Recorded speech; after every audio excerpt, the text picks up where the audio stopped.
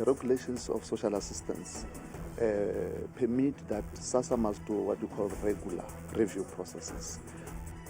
Arhente ekhupha imali yesibonelelo sikarhulumente isasa idandalazise izicwangciso zokuphelisa nya umkhuba wabantu abaxhamla kwesi sibonelelo ngokungekho semthethweni. Ibhulethi lokuqala lingimisi umazibuko athi cele asibaleke. Enqina lokuqala lombuso linikezele ngobungqina kwinkundla ephakamileyo yaseRhawutini kwityala lokuzama ukubulala likaVusimuzi Khethi Matlala, inkosikazi yakhe kunye nabatyholwa abathathu. The truth is that IDEC was investigating Lieutenant General Khumalo in his capacity as the Divisional Commissioner of Crime Intelligence. Hloko yecandelo elichasene norhwaphilizo i-IDEC ngamafupho Advocate Andrea Johnson uphekwe sophulwa kwikomishoni kaMadlanga nanjengoko icandelo lakhe lijongene nezityholo zokwenza uphando lorhoqisa umrhaji.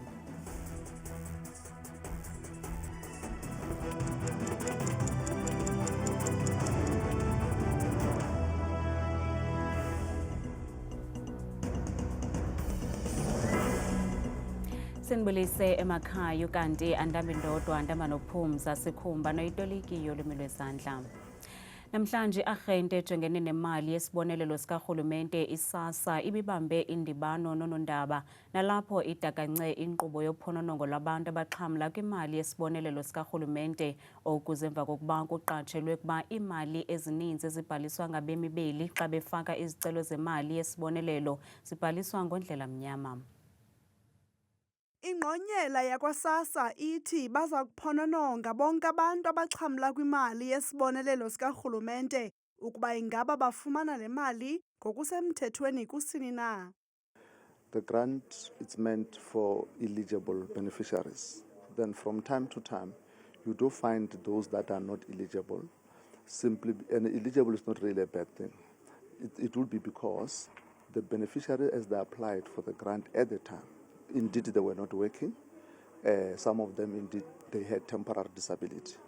But then the regulations of social assistance permit that SASSA must do what we call regular review processes. Oku kwenziwa emva kokuba kuqatshelwe umkhwa wabantu ababhalisa abantu abangekhoyo khona ukuze bakwazi ukurhola egameni labo. We realized that we needed to put extra measures. Normally you'll do the review biannually. But after having realized that we're losing quite a lot of money because of either the syndicate, the fraud syndicate, and also some of the officials also partnering with some syndicates as well.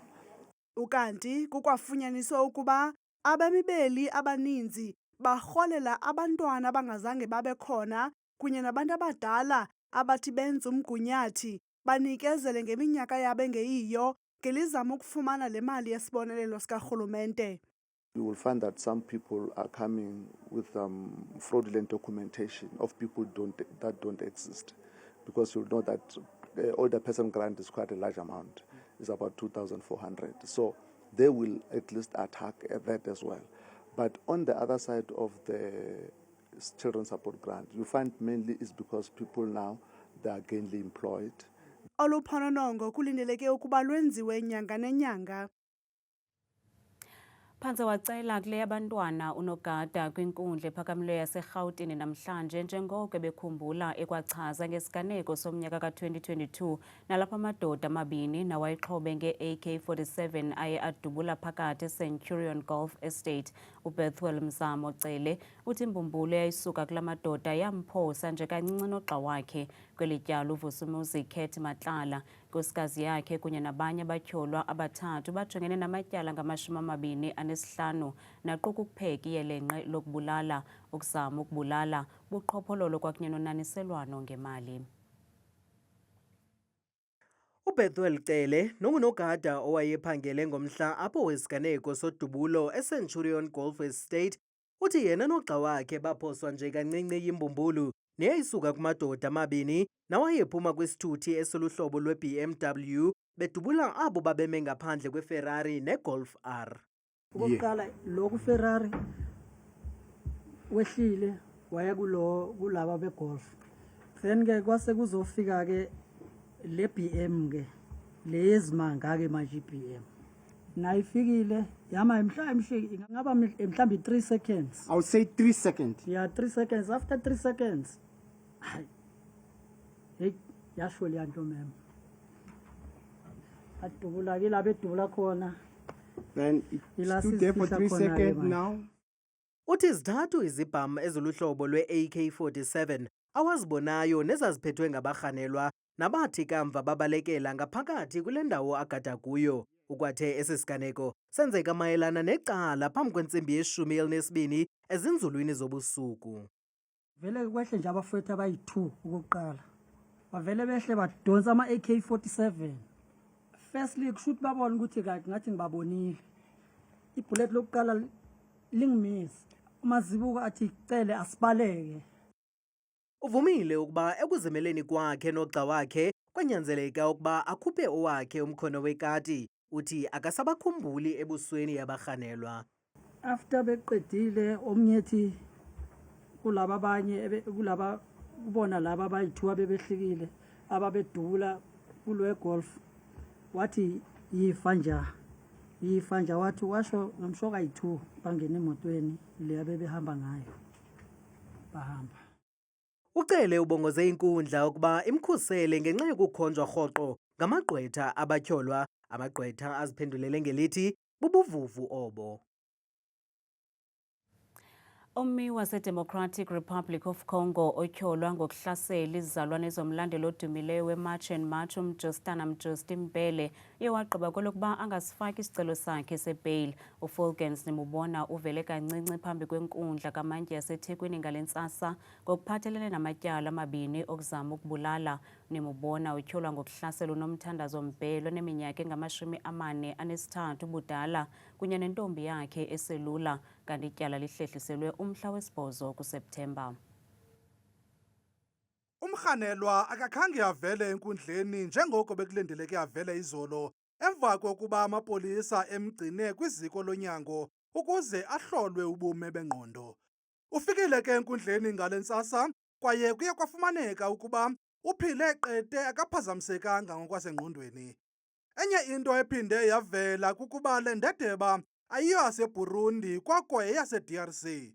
uFulgens nimubona ujongene namatyala amane, amabini kuwo ngawokuzama ukubulala nanjengoko etyholwa ngokuhlasela uNomthandazo Mpele oneminyaka engama-43 ubudala kunye nentombi yakhe eselula.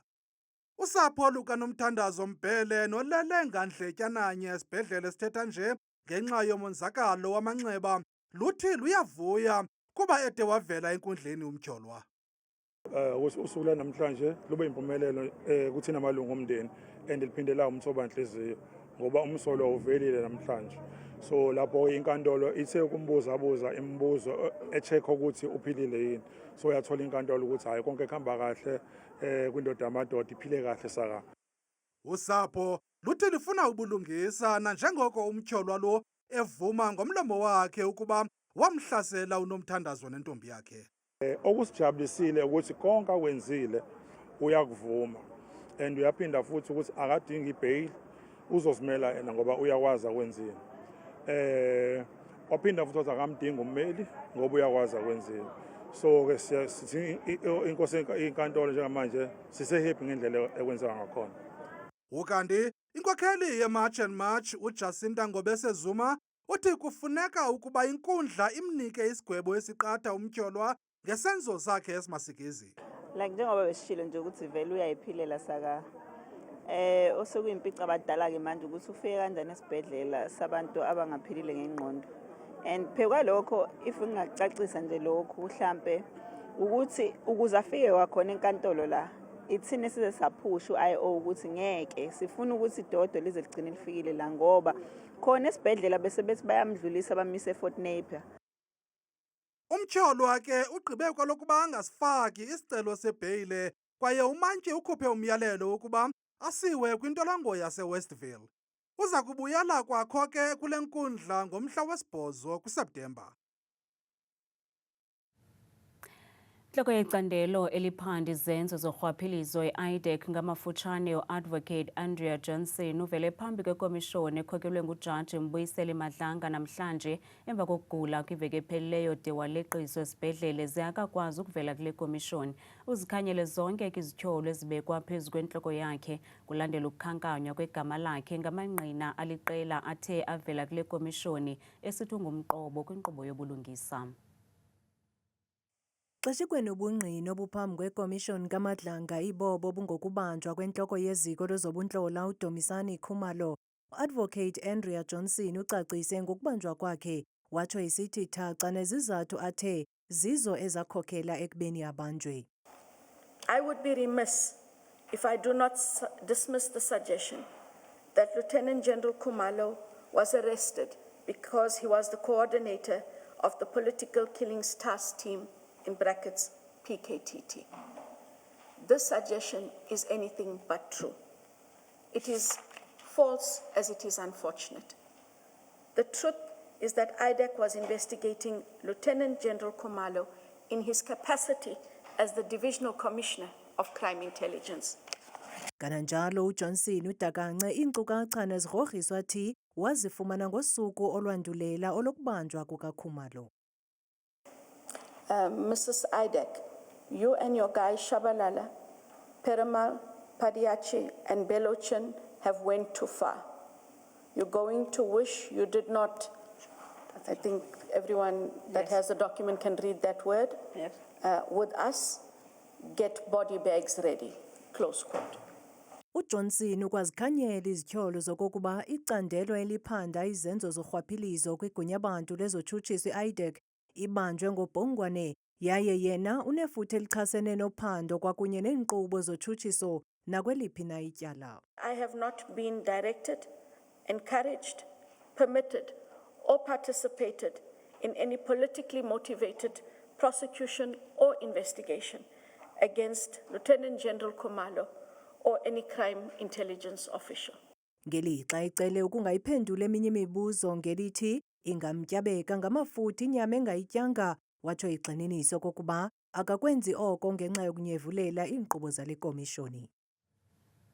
Inkundla ephakamileyo yaseNtshona Koloni iza kuwisa isigwebo ngolesihlanu kumba wekomiti ejongene nokuguzulwa kukamongameli Cyril Ramaphosa. Mongameli Ramaphosa wabhenela kule nkundla ngelifuna ukuba ingahlali kwaphela inkqubo yekomiti ejongene nokumguzula kwisikhundla sakhe njengomongameli welizwe. Ramaphosa uthi le nkqubo ingaba nobungozi obukhulu kuye, kodwa amagqwetha amele amaqela aphikisayo ayilumkisa le nkundla yaseNtshona Koloni ngelithi ayikwazi ukubhangisa le nkqubo kuba ingumyolelo wenkundla yomgaqo-siseko. Ibhunga lezomthetho kweli liwachithile amabango enziwe ngamajelo endaba okuba uAdvocate Malisela Tefu ubuyiselwe kumsebenzi wezomthetho. Ibhunga lithi ngokwangoku alikathathi nasiphi na isigqibo malunga nokubuyiselwa kuka-Advocate Tefu. Oko ke kuthetha ukuba uAdvocate Tefu sasusiwe kuluhlu lwamagqwetha kwaye akakwazi ukusebenza njengegqwetha. Ibhunga lilumkise amajelo endaba ngokuxela ulwazi olungangqinwanga. Advocate Tefu nowaduma njengelinye lamagqwetha kwityala lokubulawa kwentandane yomdlali webhola ekhatywayo uSenzo Meyiwa wagxothwa ngo-2022 inkundla ephakamileyo yasePitoli kulandela isicelo sebhunga lezomthetho. Ingxelo ke ngelo xesha zadiza kuba ibhunga lezomthetho lafumana izikhalazo ezininzi malunga nokuziphatha kwakhe uAdvocate Tefu. Komishoni ejongene nokuqaqambisa kwanokukhusela amalungelo amasiko, inkolo kwakunye neelwimi kweli i-CRL isungule uphando ngentsusa amabandla yokusweleka kwabakhwetha abangama-43 ngeli xesha lolwaluko lwasebusika kumaphondo awohlukeneyo kweli. Le komishoni ithi olu phando luza kuphonononga ukuba ingaba umthetho olawula ulwaluko kweli uyathotyelwa ngendlela kusini na ze lujonge neziphene kwiinkqubo zezikolo zolwaluko. Nangona kukho izikhokelo zomthetho kwezinye iindawo ixesha lolwaluko lisagqonywe intlekele ephindaphindiweyo yokusweleka kwamakhwenkwe, ukuxhatshazwa kwenkqubo yalo kunye nokwanda kwezikolo zolwaluko ezingekho mthethweni, nto leyo le komishoni ethi iyaxhalabisa ikakhulu kwiphondo laseMpuma Kapa. We Also dealt with issues in the Eastern Cape, the persistent fatalities that we still experience today. We also looked at that. Uphando lwakutshanje luveze ukuba iMpumalanga lelona phondo linkqenkqeza phambili ngeziganeko zolwaphulo-mthetho ngokuphathelene nolwaluko. Mpumalanga, for the first time, is leading in terms of the death statistics as at this week. Mpumalanga is sitting at 18, the Eastern Cape 14, again in the Eastern Cape. We are looking at predominantly the OR Tambo district. Abo banoxanduva lokujongana nenkqubo yolwaluko banokuhlawuliswa okanye bagwetywe iminyaka emithathu entolongweni ukuba bafunyaniswa benetyala lokwaphula imithetho ethintela iziyobisi notywala kwizikolo zolwaluko. If any principal caregiver or traditional surgeon does not arrange medical attention for an initiate as contemplated in section 21(5) or 23(3), such principal caregiver or traditional surgeon is guilty of an offense and liable on conviction to a fine or to imprisonment for a period not exceeding 3 years. Ikomishini igxininise ukuba ezi ndimano zikawonke-wonke azinakuba yindawo nje yokuthetha kuphela koko bazaqinisekisa ukuba izikolo ezingekho mthethweni ziyadilizwa kwaye abo banesandla ekuswelekweni kwabakhwetha abangama-43 bohlwaywa ngokufanelekileyo. Umlawuli we-Pan African Institute for Evidence uGqirha Phalile Hohla ugxeke kabukhali urhulumente ngento athi kungabi namdla kumanani kunye nokuba athethe ukuthini kwilizwe kunye nolutsha lwalo. Lokalihohla kuvakalise oku kwingqungquthela yobunkokheli obuqotho yekomishoni ezimeleyo yonyulo. Uphando lwakutshanje olwenziwa ngoosoqoqosho bezophuhliso oluthe thaca kule ngqungquthela lubonisa umfanekiso oxhalabisayo ngenkqubo yedemokhrasi kweli kwakunye nophuhliso lwelizwe nanjengoko uninzi lolutsha luhlele emakhaya lungafumani imisebenzi. Problem is that our politicians don't look at the numbers. The day they understand that 62% non-appearance of men or fathers on the birth certificate of a child is negligence number 1 in the life of that child. And then they come stupidly, and I say stupidly, if this was that there is a joint income of parents. What joint income? When you have a problem of that scale, you say this is no longer a woman-man relationship. It's a national crisis. I take charge of the future of our children. I'll pay for everyone. And that's what Mshozi was saying before he was chucked out. I say pay for everyone. Now he started nitpicking and saying we can't afford, we can't afford. Now 160,000 children, students, have finished their degree, but the university is holding the certificate, and they can't go and work. I mean, how stupid can this government be? I mean, I've not seen something as stupid as this government. Absolutely.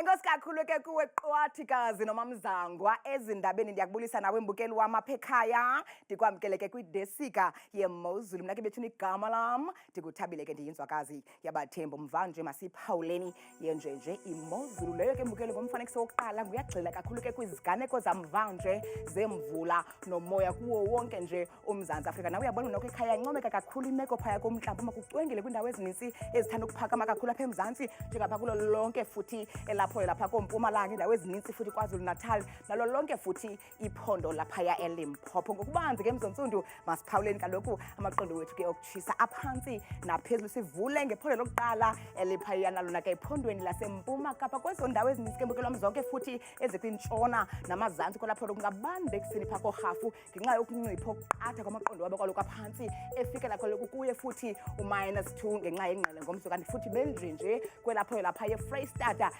kusenqamini ke apha eMzantsi Afrika mpela apha kwiindawo eziphakeme kakhulu zelaphondo njengapha kovelcom futhi ekuseni gqaba ngamafu kakhulu kuyabanda phaya ngenxa yakhe ke la 8 degrees baphile ngolu hlobo futhi ephondweni laphaya entshona kapa kwiindawo ezininzi futhi mbukeli wam ezikwimpuma namazantsi kwelaphondo njengapha ko-Oudtshoorn webuzenze apha kokapa futhi eGeorge kuyabanda ekuseni ngomso ngenxa yengqele yesibhozo kanti futhi benjenje kwelaphondo ke mbukeli laphaya ko-Northern Cape kwezo ndawo kakhulu futhi ezikwimbindi welaphondo njengapha ko-Upington futhi ekuseni kuyabanda ngo-11 degrees napha ko-Prieska ekuseni bavuswa futhi nguye lo 8 benjenje kwakhona futhi kwelaphondo ke laphaya ko-Northwest kwezo ndawo futhi ezisenqamini kwelaphondo napha kwimpuma namazantsi futhi njengapha kwingingqi ezininzi njengapha ko-Klerksdorp ekuseni futhi yingqele ngesithandathu benjenje mbukeli wam futhi kwelaphondo lapha eGauteng apho sikhoyo thina ngalo mzuzu mpela apha kundlunkulu welaphondo njengapha ngombo street ekuseni futhi kuyabanda ngo-1 napha ePretoria eTshwane kusabanda futhi ngo-7 degrees xa bevuka ngomso kanti ke wena ke nyuka nam ngokubazi siliphawule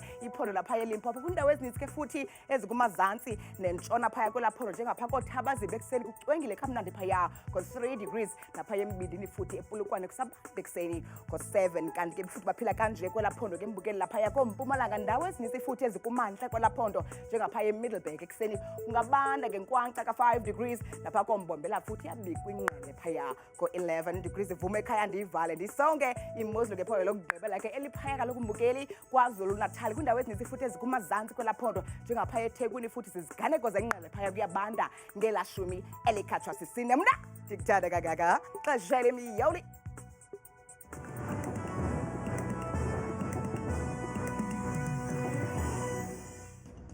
kamnandi mawethu.